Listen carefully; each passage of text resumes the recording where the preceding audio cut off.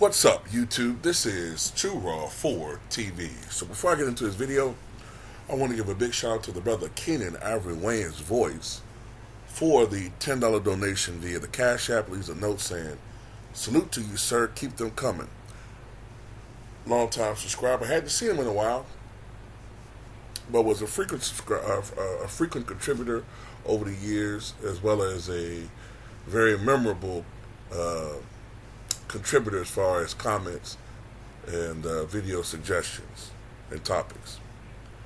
Good to see him back. I hadn't seen him in a little while. But I know people got, shit happens, This video is for those who seem to be confused about something. I'm from what I'm understanding, there are people out there, because I don't really look at too much outside of the LDBC. It just distracts me for the most part. I just don't look for a lot of stuff.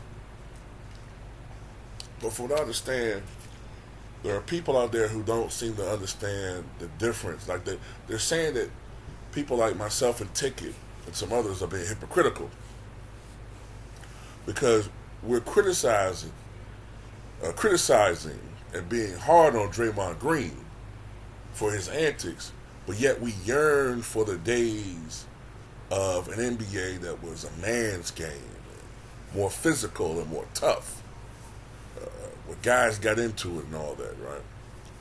So on the surface, yeah, that would seem hypocritical. But this is where I'm being consistent, where Ticket TV is being consistent, and what you're not understanding. You might recall that even in that era of physicality, there was one team that was being called out, and that was the Detroit Pistons, right? And why was that in a league that was more physical? Because the Detroit Pistons were being bullies. The Detroit Pistons, not all of them, but in particular Bill Laimbeer, to a certain extent Isaiah Thomas, even though he was more of an instigator, to a certain extent a guy like John Spider Sally, but he was more of a verbal instigator. And he went after you more verbally, though he was a cheap shot artist to an extent. They were bullies. They were going after guys and taking cheap shots. You've seen the footage. A guy like Doc Rivers drives the basket, and, instead of fouling them straight on, where Doc Rivers could embrace that hit, or he see it, he could adjust to it. No. Bill Laimbeer come from behind, boom, knock him to the ground in a way that he could get hurt. Guys could literally have gotten hurt. If it wasn't for the fact that a lot of those players were used to physicality, so they kind of knew how to land to avoid injury. But look at the cheap shot that Dennis Rodman took on Pippen. Things like that. Things of that nature. That was the difference. See, what Draymond Green is doing right now would not have happened in those times. You might have heard us say that quite a few times. See, the reason why you had to have those enforcers, the reason why you had a Maurice Lucas, the reason why you had a Charles Oakley, a Charles Barkley, anybody, Preacher Man, Terry Cummings, all those guys, the Davis boys. The reason why teams had to have those guys was to prevent bullies, because the league had bullies. There were bullies, like Draymond Green, but those bullies would check those, excuse my language, would check those motherfuckers early, so they know what time it is. See, Draymond Green is a bully. Guys like Charles Oakley loved bullies. He loved bullies. Ben Wallace, they love to feast on bullies. Nothing they enjoy more than picking on, than getting somebody like to pick on those who don't want to fight. Pick on those that don't want smoke. Read about those guys. Hell, you had enforcers going all the way back to Clyde Loveland in the 50s and 60s. Back when they could maul players, something called mauling. And back when a guy like Clyde Love let a dude from the other team talking shit, you know what I'm saying, picking on their point guard, right? Because he might be the point guard for their other team might be 6'5" and 210, and their point guard is 5'10" and 170, and he's being overly physical and knocking them and smacking them in the mouth. Okay, a guy like Clyde Love that come to court, boom, hit you right in your motherfucking mouth one time. Leave him the fuck alone. He won't mess with him no more. That's why we love the enforcers. Because they didn't fuck with nobody as long as you didn't fuck with them and their team. But what Draymond Green is doing is going around fucking with people that don't want no smoke. There's nothing honorable in that. So no, that's not the same thing. It's not.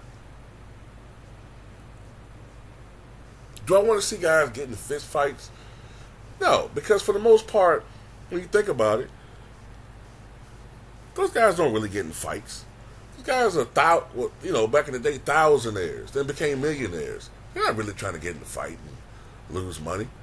But yeah, you do want some toughness. I'm not going to apologize for that.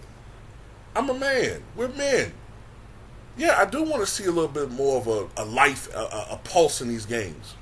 Instead of guys running around with tattoos and long hair, you know what I'm saying, running around and standing behind a three-point line shooting threes. That's not a stimulating thing for someone like myself. Me, personally, I love the low-scoring, high-defense era of the late 90s and 2000s. Give me a 79-77 low-scoring slugfest any day of the week. Give me a game where the paint is more clogged than Chris Farley's arteries after a deluge at the Cheesecake Factory. Give me that. I like to see bigs going at each other. I don't like this, ooh, floater. Ooh, I'm unchallenged floater. That's how I'm looking at it through my eyes from watching basketball in the 90s. It's beautiful, yeah. But in my mind, I'm looking like, damn, man, Malik Bowe would have blocked the fuck out of that shot. Man, Mark Eaton would have blocked the fuck out of that shot. Man, these guys just driving to the basket like it's nothing. But Tumble would have blocked the fuck out of that shot. And then sometimes, yeah, when I see a guy like Draymond Green driving and dunking and yelling, I'm like, man, boy, I wish Charles Barkley could have fucking fouled the shit out of that dude right then and there. I love to see Charles Oakley just throw this motherfucker down like a rag doll. Yeah, I do. Because I can't stand pretenders. And I don't like the way the game is played. But I keep a lot of that shit to myself. Because a lot of people like the way the game is played. I try not to complain about it as much as I used to. But I don't like the way the game is played. But it's not up to me. Right? But what people not going to do is misrepresent what I'm saying in videos. You're not. So anyway, I hope that explains my stance on Draymond Green. Because I've said this before and I'll say it again. I don't think he's a Hall of Famer. I believe he was playing in the 90s. He would be like Byron Houston, a tweener who wouldn't last more than 4 or 5 years in the league. 6 at the most. He'd have been too small to guard the power forwards and centers of that era. For the most part, he would have been too slow to really guard most of the offensive threes of that era and twos. With some exceptions. I do think he has a high basketball IQ, but I just don't think he would have fit into the era of the 90s. The Golden State Warriors created a position for him,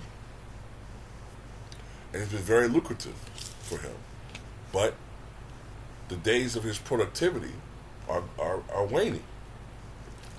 It's to a point now where he's become more of a liability, in my opinion.